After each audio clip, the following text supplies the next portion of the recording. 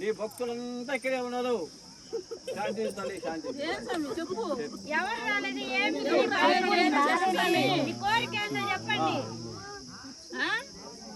అందరూ ఆనందంగా హాయిగా 5 రోజుల కార్యక్రమం నుంచి వనభోజనం చేసుకుంటున్నారు. మీ యొక్క ఆశీస్సులు ఎప్పుడు అందరు కూడా ఉండాలి తల్లి. అందరూ సంతోషంగా ఉండాలి, అందరూ కలిసిమెలిసి ఉండాలి. గుర్తుపెట్టుకోండి వీళ్ళంతా కూడా.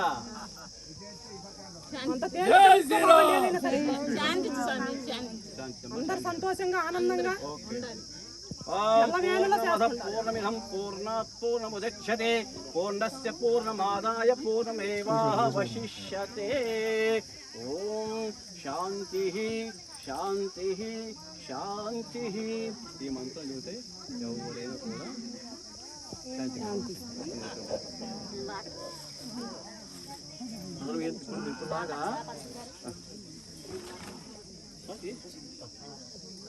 మీరు ఇప్పుడు దాకా గోవింద గోవింద అన్నారు. అసలు గోవింద అనే పాదం మాటకి మీకు అర్థం తెలుసా?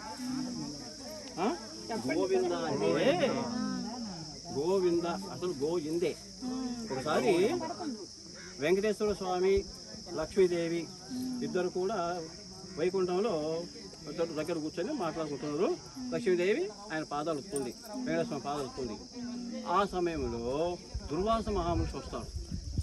వస్తే వెంకటేశ్వర స్వామి తెలుసు, చూసిస్తున్నట్టుగా ఉంటాడు. ఆమెమో ఆయన వస్తుంటే చూస్తుంది. ఆయన రావడంతో ఏం చేస్తాడు? ఎంత స్వామి కూడా నేను ఇంత మునిని పెద్ద యోగిని వస్తుంటే నన్ను చూసి కూడా లేవకుండా అట్టే పడుకుంటాడని చెప్పి ఆయన కాలుతో ఏం చేస్తాడు? వెంకటేశ్వర స్వామి గుండెల మీద అంటాడు. వెంకటేశ్వర స్వామి గుండెల మీద అంటాడు. అప్పుడు లక్ష్మీదేవి ఏం చేస్తుంది? ఒక ముని, ఒక మహర్షి, దేవతా స్వరూపుడైనటువంటి నీ విషయం కాదు, నీ విషయం చెప్పేది ఏం కూడా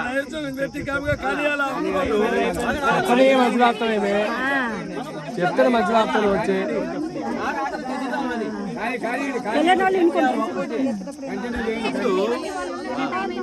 తెలుసుకుంటే కదా పోయినట్టు దేనికి వచ్చిందండి తెలుసుకుంటే మీకు ఎప్పుడైనా కూడా అనుభవం ఉంటుంది. అప్పుడు ఆమె స్వామి అలిగి వెళ్ళిపోతుంది. ఎవరు? లక్ష్మీదేవి. లక్ష్మి వెళ్ళిపోతుంది. వెళ్ళిపోతే అప్పుడు స్వామివారు ఏం చేస్తారు? ఆయన పాదాలు తంతాడు కదా, ఆయన అరికాలు ఒక కన్ను ఉంటుంది, దుర్వాస మహర్షి కన్ను, ఆ 3వ నేత్రం. ఆ కన్ను తెరికి ఆ దుర్వాస మహర్షిలో ఉండే అహంభావం మొత్తం పూర్తి తగ్గి స్వామి అని చెప్పి ఆయన కాళ్ళ మీద పడతారు. అప్పుడు ఆమె అలిగి ఇక్కడికి వస్తుంది, భూలోకం వస్తుంది.